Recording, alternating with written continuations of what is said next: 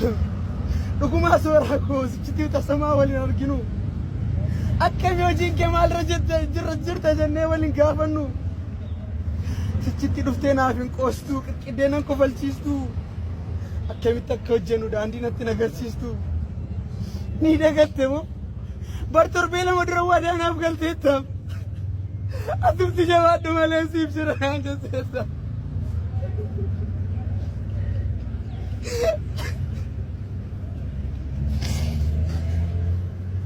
maaliif deemtere yoon ga'e guyyaan nuti jenne kanan turre sooraa koo kan nuti dubbanne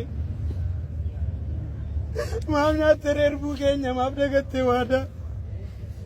akkasin turreen barakki keenya akki yaada sooraa koo